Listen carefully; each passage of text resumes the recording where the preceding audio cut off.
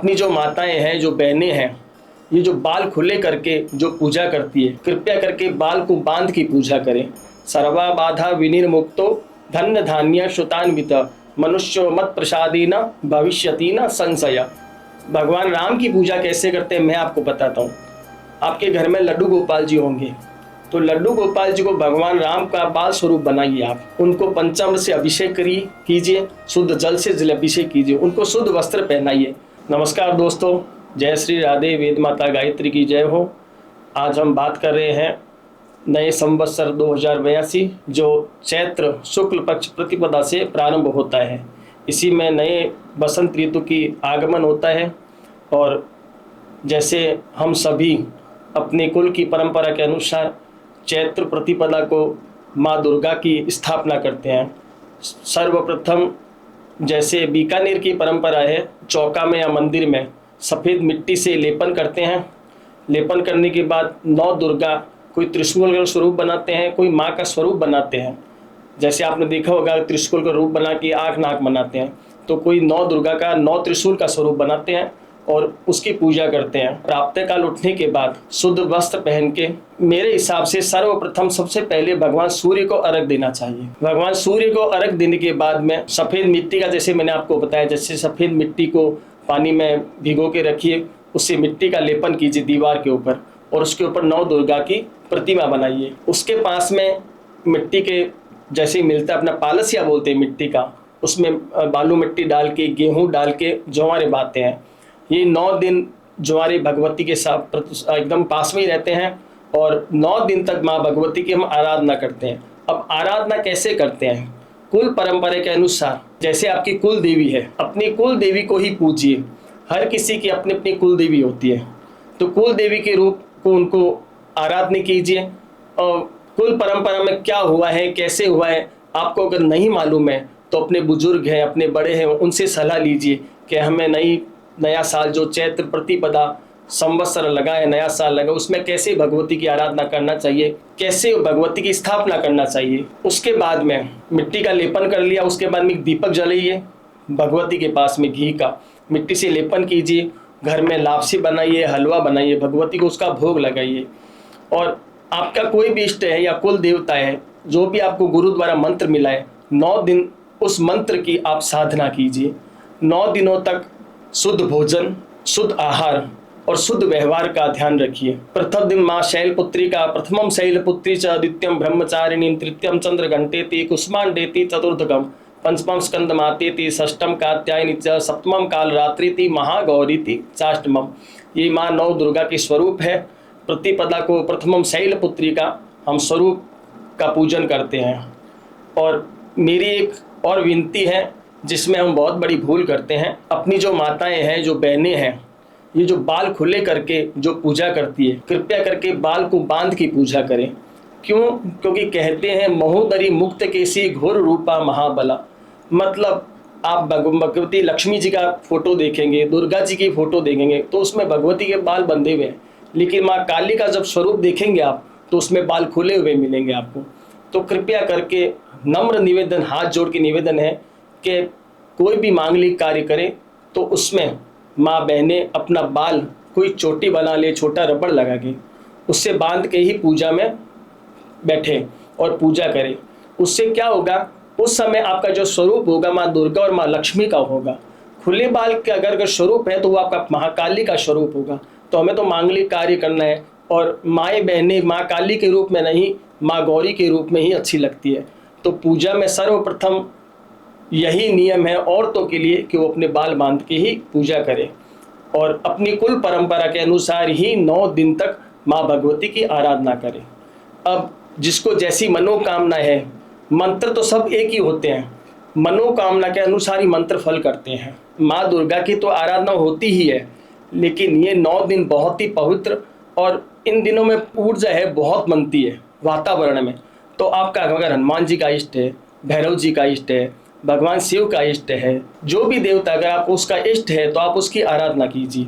आप सबके लिए, इनके लिए आपको टाइम नहीं है तो प्रतिपदा के दिन एक ब्राह्मण को बुलाइए घर में, उसके द्वारा माँ भगवती की आराधना करवाइए। 9 दिनों तक दुर्गा सप्तशती का पाठ करवाइए। अगर इसका भी पाठ नहीं करवा सकते, आपके पास समय नहीं है, तो माँ दुर्गा की, जैसे मैंने बताया, आप दीवार पे मिट्टी का लेपन करने के बाद 9 दुर्गा बनाते हैं और उसके आगे दीपक रखते हैं, माला फल प्रसाद चढ़ाते हैं और ज्वारे देते हैं। आपकी कोई भी मनोकामना है, अगर आप मंत्र को सही जप सकते हैं, सही उच्चारण कर सकते हैं, तो एक मंत्र है दुर्गा जी के पाठ में जिसे सारी बाधाओं से मुक्ति मिलती है। मंत्र है सर्वा बाधा विनिर्मुक्तो धन्य धान्य श्रुतान्वित मनुष्यो मत प्रसादीन भविष्यति न संशय। इस मंत्र का आप जाप बड़ी आसानी से कर सकते हैं। उसके बाद में कोई भी मंत्र जिसका आपको ज्ञान नहीं है और आपने कहीं भी सुन लिया है, कहीं भी देख लिया है, कोई बीज मंत्र है, वेदोक्त मंत्र है, उसका सही उच्चारण आपको अगर नहीं आता है तो कृपया करके उस मंत्र को मत जपिए। मंत्र को सही दिशा, सही समय पर जपने के लिए, सही शुद्ध वातावरण के लिए गुरु की एक आवश्यकता होती है। तो आप पहले गुरु बनाइए, और हाँ, अगर आपको गुरु ने कोई मंत्र दिया है तो उसका आप जाप अवश्य कर सकते हैं। वेद मंत्र और बीज मंत्र का जाप करना हर एक को अधिकारी नहीं है। अब ये पुराणोक्त हैं, पुराणोक्त का मंत्र आप जप सकते हैं। जैसे आप नाम जप कर सकते हैं, राधे राधे माँ दुर्गा, माँ दुर्गा, दुर्गा चालीसा का पाठ कर सकते हैं। लेकिन वेदोक्त मंत्र, बीज मंत्र का जाप करना हर किसी के लिए संभव नहीं है। क्यों? क्योंकि वो गुरु के द्वारा आपको दिया गया नहीं है। उसके काफ़ी नियम हैं, काफ़ी संयम है, वो अभी तक किसी को कुछ मालूम नहीं है, और उसका आपके ऊपर अच्छा असर नहीं, बुरा असर ही होगा। हाँ, अगर नाम जप करते हैं, जैसे मैंने अभी आपको मंत्र बताया, इस मंत्र का आप जाप कीजिए। ये दुर्गा जी के 12 अध्याय का मंत्र है, मैं बता देता हूँ आपको। ये दुर्गा सप्तशती जी की पुस्तक है, आप बाजार में उपलब्ध है, और इसका 13वां मंत्र है, 12 अध्याय का 13वां मंत्र है, सर्वा बाधा विनिर्मुक्तो। इस मंत्र का आप जाप कर सकते हैं, और बड़ा ही सरल मंत्र है। इससे क्या है, इसका मतलब शब्द मंत्राणाम मातृका देवी, मंत्र को बढ़ने से उसके ज्ञान का स्वरूप हो जाता है। सर्वा बाधा विनिर्मुक्तो, आप सभी बाधाओं से मुक्त हो। धन धान्य सुतान्वित, आपके घर में धन्य की, धान्य की, पुत्र पौत्र की वृद्धि हो, ऐसा इस मंत्र के द्वारा आपको फल मिलेगा। इसके बाद भी अगर आपको समय नहीं है तो पंडित जी को घर पे बुलाइए, सर्वप्रथम भगवती की पूजा करवाइए, गणेश जी की पूजा करेंगे। पंडित जी को सारी विधि विधान मालूम है। दुर्गा जी का 9 दिन तक पाठ करवाइए, 9वें दिन उसका हवन करवाइए। दुर्गा जी के पाठ का मूल मंत्र है उसका ऐंग रिंग चामुंडाय बिच्चे। तो माँ भगवती की आराधना कीजिए 9 दिन तक, वो आपको सद्बुद्धि दे, सत मार्ग दिखाए, अच्छे कर्म की तरफ प्रेरित करे, और साथ साथ में अपने माता पिता की सेवा करें, सभी का आदर करें। चैत्र शुक्ल प्रतिपदा से लेकर अष्टमी तक माँ दुर्गा की आराधना करते हैं। उसी नवमी को राम नवमी के रूप में मनाते हैं। भगवान राम नवमी के दिन भगवान राम का जन्म हुआ था। अभिजीत मुहूर्त कहते हैं। अभिजीत मुहूर्त कह बोले तो आप 11:30 से 12:30 बजे तक, 12 से 1 बजे तक अभिजीत मुहूर्त में भगवान राम का जन्म हुआ था। इसी दिन हम राम नवमी मनाते हैं। उसको राम नवमी के नाम से ही जाना जाता है। भगवान राम मर्यादा पुरुषोत्तम राम हुए थे, और भगवान राम की पूजा कैसे करते हैं मैं आपको बताता हूँ। आपके घर में लड्डू गोपाल जी होंगे, तो लड्डू गोपाल जी को भगवान राम का बाल स्वरूप बनाइए। आप उनको पंचामृत से अभिषेक कीजिए, शुद्ध जल से जल अभिषेक कीजिए, उनको शुद्ध वस्त्र पहनाइए, और उनके सामने जैसे भी आप शक्ति है नाना प्रकार के व्यंजन लगाइए, उनको भोग प्रदान कीजिए। भगवान राम की तरह अपना जीवन जिए। आपने सबने रामायण देखी है, भगवान राम मर्यादा पुरुषोत्तम राम रहे हैं। उन्होंने अपने जीवन में सभी का मान सम्मान किया है। बड़ी समस्या आती है कि पूजन का समय क्या होता है। प्रतिपदा के दिन, चैत की नवरात्रि प्रतिपदा के दिन शुभ मुहूर्त क्या है? तो 9 संवत्सर 30 मार्च को नवरात्रि प्रारंभ हो रही है। माँ भगवती गज के ऊपर विराजमान होकर आ रही है। हर नवरात्रि में भगवती का अलग अलग वाहन रहता है, तो गज के ऊपर सवारी है। तो शास्त्र कहते हैं कि अच्छी बारिश, समय अच्छा रहेगा, जिसको भी जो मनोकामना वो पूर्ण होगी। ये पूरा साल अच्छा रहेगा क्योंकि माँ भगवती हाथी के ऊपर सवार होके आ रही है। तो अब बात करते हैं मुहूर्त की। तो प्रथम मुहूर्त घट स्थापना का, शुभ प्राप्त काल 8:03 से 9:36 का प्रथम मुहूर्त है। उसके बाद में 9:37 से 11:09 का ये लाभ है, मतलब इसमें अगर पूजा करें तो आप लाभ होगा। उसके बाद में 11:10 से 12:41 का ये है अमृत सिद्धि योग रहेगा इसमें। उसके बाद में 12:17 से 1:06 का अभिजीत मुहूर्त है ये। इसके बाद में 2:14 से लेकर 3:49 तक ये भी शुभ है। मतलब अगर हम बात करेंगे तो 8 बजे से लेकर 3:45 बजे तक शुभ मुहूर्त ही रहेगा।